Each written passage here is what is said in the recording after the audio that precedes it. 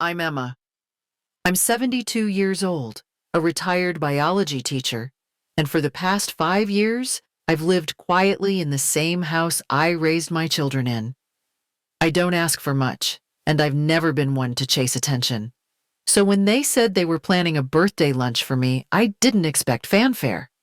I just hoped for kindness. They gathered in the kitchen with half-hearted smiles and plastic plates. My grandson Tyler streamed it live from his phone. My daughter-in-law Amber handed me a cake box with exaggerated cheer. I could tell from her tone something wasn't right. When they lifted the lid, I froze. Red icing, sloppy and bold, spelled out the words, "Goodbye." Soon I stared at it, unsure if it was a joke or a warning. The room was silent, except for the faint buzzing of Tyler's live stream. Amber handed me a lighter. "Blow out the candles," she said, like it was some sweet send-off. My breath caught in my throat. I exhaled anyway. The flames danced and died while my heart thudded cold and steady. Nobody clapped. Nobody sang. I sat down with my mug of chamomile tea, trying to hide the trembling in my hands. The laughter around me wasn't warm. It was sharp, like glass against glass. I stared at the cake while Tyler typed something on his phone. A second later, his screen flashed, "Old Lady Exit Party, LOL." No one saw my face change, or maybe they did and didn't care. I lifted the mug to my lips and let the heat burn just enough to keep me grounded. I said nothing. Not because I had nothing to say, but because I'd learned that silence sometimes screams louder than rage. Amber tilted her head at me. "You okay, Grandma?" she asked, not waiting for an answer. Evan, my son, didn't even look up from his phone. It was like I'd been moved out of the picture, not just from the frame, but the whole wall. But something in me hardened.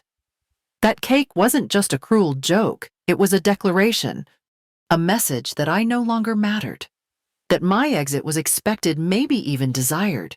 And right then, in that awful kitchen filled with fake smiles and colder laughter, I made a decision. They had no idea what I remembered.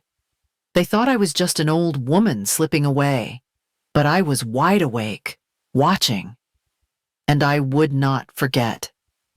Not the cake, not the laughter, not the way Evan's eyes avoided mine like I was already gone. So I sat there, breathing through the ache in my chest, letting the bitterness steep. And I decided I wasn't leaving. Not quietly. Not yet. It was a Tuesday afternoon when they came by. I was folding laundry in the living room, the same way I'd done for decades. Sunlight spilled through the curtains and made everything feel warmer than it really was. Evan stood just inside the doorway, holding a manila folder, his shoulders stiff, like he was bracing for a sales pitch.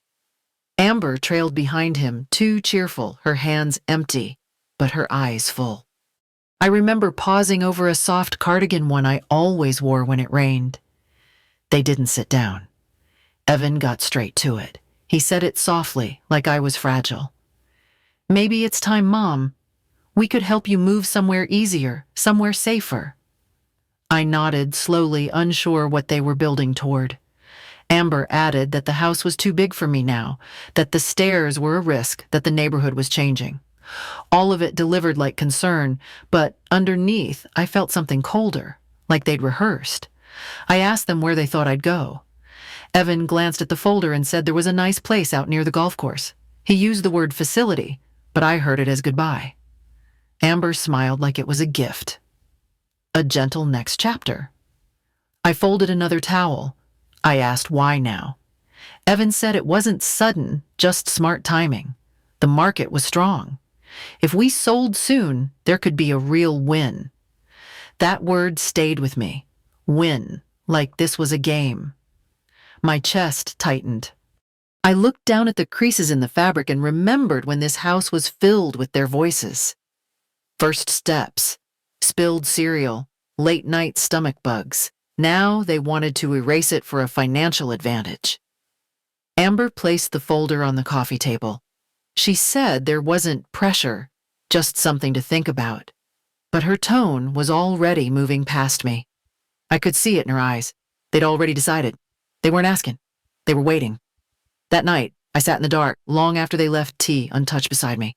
I didn't cry. I just kept replaying the word facility in my head. It echoed like a door closing slowly. And I knew then, even if I hadn't admitted it before, that my son no longer saw me as home, just something old that needed clearing out. After they left that day, I didn't sleep. I stayed up with the lamp on reading everything I could find. I typed the words Elder Abuse California into the search bar and scrolled until I found something that made my breath stop. California Penal Code 368. It was all there in black and white. Financial abuse, coercion, and manipulation of vulnerable adults. I read it twice then, once more, not because I didn't understand, but because I needed to be sure what I was feeling had a name. They hadn't hit me or yelled, but they had tried to move me like a pawn. There was no bruise on my arm, but my autonomy had been marked for deletion. That law told me I wasn't imagining it. There were lines, and they had crossed them. I opened an old drawer in the hall closet. Tucked beneath greeting cards and faded receipts was something I hadn't touched in years. A tiny digital recorder one my husband gave me long ago as a gag gift. He'd called it the gossip catcher. I wiped the dust from the case. It still worked. That small click of the on switch felt heavier than it should have. I tested the mic with my own voice and heard it back clearly. Then I slipped it into a pendant I wore on Sundays. Silver, simple, unassuming. The next time they visited, I kept it on. I asked questions I already knew the answers to. I smiled when I wanted to frown. I nodded when I wanted to scream. And all the while, the recorder listened. It remembered what they didn't think twice about saying. Their tones shifted when they thought I wasn't really present. Their words sharpened careless in their confidence. They believed I was slipping easy to corner. What they didn't know was that I was listening now with purpose, and for the first time in months, I felt steady again. After the betrayal, I found myself standing in the kitchen longer than usual, just staring at bowls of leftover vegetable peels and stale bread ends. I don't know what shifted that day, but something in me refused to throw them out. I saw waste, yes, but I also saw possibility. I started small, just with an old crock pot and curiosity. I read scientific journals online, most of them dense and dry, but I understood more than they expected a woman like me would. I'd taught biology for 30 years. I knew what microbes could do when given the right environment. It wasn't glamorous. There were nights the smell alone could chase a raccoon away, but I kept at it, adjusting temperatures, pH levels, and even humidity. At one point, I used a heating pad from my arthritis drawer to stabilize the fermentation jars. I was looking for something that could digest cellulose, break it down, and rebuild it into something our bodies could use. It took trial after trial, but eventually, I cultured a strain that responded to carrot tops and onion skins like magic. It broke them down, then restructured them into a dense, protein-rich paste. I called it Neutrabiome. At first, it looked like beige putty. It wasn't pretty, but it smelled earthy, almost nutty, and something about it felt alive. I mixed it into soup for my neighbor Carol, whose diabetes had made her so frail she could barely walk to her mailbox. She didn't know what I'd added. I just said it was homemade broth. 3 weeks later, her doctor said her numbers had stabilized in a way they didn't expect. Carol was walking up and down the street again with her little dog, and she told me she hadn't felt that strong in years. That night, I sat on my back porch, a jar of Neutrabiome on my lap, and stared at the stars. The same people who called me outdated had no idea I might have created something that could save lives. It came from scraps, from what they threw away. And somehow, that made it even sweeter. I didn't tell my family. Not yet. I knew what they'd say. They'd call it gross or weird or worse, just another sign that Grandma was losing it, so I kept it quiet. Let the jars hum softly in the cupboard, nestled behind tea tins and canned beans. I wasn't doing it for applause. I was doing it because for the first time in months, I felt useful again. They started calling me the mad scientist behind my back, sometimes not even behind. Tyler once filmed me while I was transferring a batch of Neutrabiome into glass jars and posted it with a caption that said something about old ladies and zombie goo.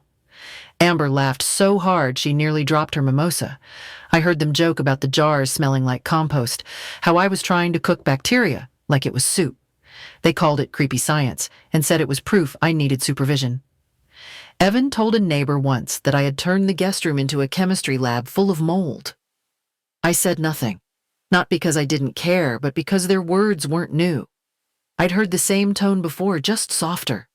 When they said I needed help getting up the stairs, or when they offered to handle my bank account just to make things easier. Dismissal doesn't always scream. Sometimes it whispers. Still, I kept working. At night, when the house was quiet and the hum of the refrigerator was the only sound, I took out my notebook. I tested pH levels, measured viscosity, and adjusted my bacterial cultures. Each jar became more than an experiment. It became a record of endurance. They never asked what I was really doing. They weren't curious. They'd already decided I was a relic. They thought the jars were strange, so they must be useless. They thought the smell was funny, so the work must be a joke. But deep down, I felt something solid. I didn't need them to believe in it. I just needed to keep going. I labeled each batch with small initials and dates, not for them, but for me. Progress, even in silence, still matters. When they laughed, I stirred. When they mocked, I measured. When they dismissed me, I documented. I didn't argue, I didn't correct them. I let them build their own ignorance, while I built something real. I watched Tyler's live streams. I saw the comments. Some cruel, some are just confused. But every time I looked at those jars glowing faintly in the corner of the room, I reminded myself that brilliance rarely looks like what people expect, especially when it comes from someone they've already written off. One night, Amber asked me why I always smelled like vinegar and spinach. I smiled and told her it was the scent of progress. She rolled her eyes. That was fine. Let them roll their eyes. I was fermenting something far more powerful than they could imagine, and I wasn't done yet. I slid the small thumb drive across the cafe table like it was nothing. No ceremony, no build-up. Just a quiet gesture to a journalist who once helped me navigate medical paperwork after my husband passed. He asked me if I was sure. I nodded once. That was all it took. I left without finishing my tea. That night, I sat in the living room with the lights off. The TV screen glowed against the walls like a stage waiting for its spotlight. Then it began. First the audio. Evan's voice. Flat, cold. She's old. She'll sign anything. Then Amber. If we do it gently, no one will ask questions. I sat still, hands wrapped around a lukewarm mug. My chest didn't ache like I expected. It expanded. Slowly. Steadily. Like air returning after a long-held breath. Then the clips hit the internet. Not just one, but many. Cut, captioned, looped. A TikTok montage of manipulation and greed. People's stitched reactions mouths covered in disbelief. Comment sections flooded with words I hadn't heard in years. Brave. Heartbreaking. Hero. Hashtags spun out like wildfire. Justice for Emma. Hash micro-grandma. Hash elder power. I watched the wave rise but didn't reach for it. I simply let it wash over me. For once, they weren't laughing at me. They were listening. I didn't cry. There wasn't time for that. News anchors called it elder abuse with a digital twist. Podcasts dissected the clips frame by frame. An influencer cried on camera while replaying Amber's voice saying, "She'll sleep forever if we do this right." That line stuck. It echoed in places I didn't expect. Church groups, advocacy forums, scientific blogs. My quiet evidence became a nationwide reckoning. Tyler deleted his account. Evan locked his. Amber tried to post a rebuttal, but it was too late. The truth had already taken root and it wasn't going anywhere. And me, I stayed home, steeped another cup of chamomile, and let the firestorm swirl outside. I didn't need to speak over it. I had already said what mattered. I had pressed record. By the end of the week, Evan's company released a statement. His position had been terminated due to reputational harm. Amber lost 2 sponsorships and was dropped from her wellness podcast network without explanation. No one came to their defense. Even Tyler, who once laughed the loudest, posted a quiet apology before deleting every video he had ever shared.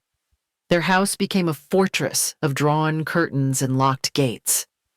I didn't rejoice. I didn't clap or smile at the headlines. But I felt something settle in me. Not vengeance, just alignment. Like the world had finally remembered what decency looked like. Then the invitations started coming, first from a small nutrition blog, then from a public health researcher in Berkeley, and then the California State Nutrition Association. They asked me to attend their annual conference.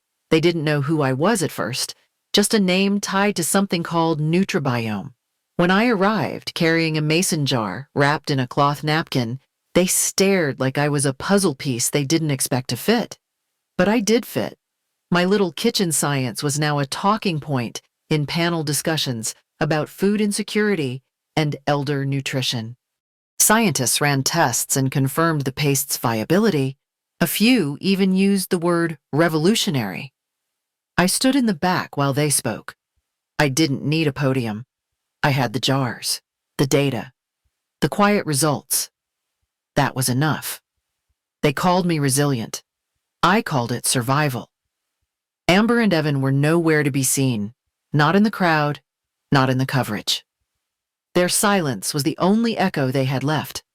And somehow that silence spoke louder than any apology ever could. So I returned home, set the jar on my kitchen counter, and opened a letter from a small community center in Fresno. They had tried Neutrabiome in 3 meals and seen energy levels improve. They asked if I could send more. I didn't need justice wrapped in court orders. I had it right there in the pantry. Row after row of humble science sealed and waiting. The reckoning had come, and it had chosen truth. It was a quiet morning, the kind where the lake outside barely moved, and the tea kettle took its time to hum. I was watering my herb pots by the window when I heard the knock.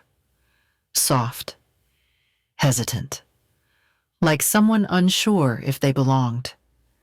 When I opened the door, there she stood, no taller than the doorknob, with a cloth bag clutched in both hands and curls bouncing against her cheeks. I recognized her instantly. She was the granddaughter of Carol, my neighbor from 2 streets over, the one who once couldn't walk to her mailbox, but now walks her dog daily. The little girl didn't say much. She simply held out the bag and looked up at me with wide, hopeful eyes. Inside was a folded drawing, 2 hands holding a steaming bowl. In crayon, it read Neutrabiome. On the back, 1 line in careful print. "Thank you for making Grandma better." I didn't speak for a moment. My throat tightened in a way that surprised me, not from sadness, but from a tenderness I hadn't let myself feel in a long time. I knelt, brushed a curl from her face, and whispered something I hadn't planned. "Are you ever afraid of getting old?" She shook her head slowly and said, "I think being old like you is the coolest thing ever." And in that moment, everything softened. Not because she had said it sweetly, but because she meant it. I made her a cup of chamomile, and we sat at my little table. Sunlight spilled through the window in soft golden lines across the floor. We didn't talk much. We didn't need to. Her presence said enough. She didn't bring money. She didn't bring applause. She brought belief. And in a world that had tried so hard to silence me, that belief was the most priceless thing I'd ever received. These days, I live in a small cottage by the lake. The siding is weathered. The porch is wide enough for 2 chairs and a teapot, and the mornings hum with the soft rustle of trees. I start each day with tea, a notebook, and the kind of peace that doesn't ask for attention. I write a blog now. It's not fancy. Just short entries about Neutrabiome, how to ferment kitchen scraps safely, and how protein can be found in unexpected places. Sometimes I post stories about people I've met. A retired nurse who now teaches fermentation at her senior center. A widower who makes soup every Sunday using my recipe. The jars still line my pantry, labeled, clean, quiet. I deliver them to places that need them. Community clinics, food programs, Even neighbors who once laughed now leave notes by my gate. They've stopped asking what it is. They just ask if I have more. I don't speak at conferences. I don't seek applause. But every time someone tells me their grandmother gained strength or their appetite returned, I feel a small warmth bloom behind my ribs. It's not pride exactly. It's a relief that I stayed long enough to matter again. Sometimes I walk by the old house. The curtains are drawn now. I don't stop. There's nothing left there that holds me. Not anger, not grief, just a stillness that feels like closure. My keyboard is worn now from daily use. My hands shake a little more, but I still type. I still believe in the value of small, repeated acts. Stirring, waiting, trusting the process. I survived their silence. And in doing so, I found my voice. Not loud, not urgent, but steady, consistent, heard by those who choose to listen. Peace is not the absence of conflict. It is living on your own terms, and for the first time in years, I do.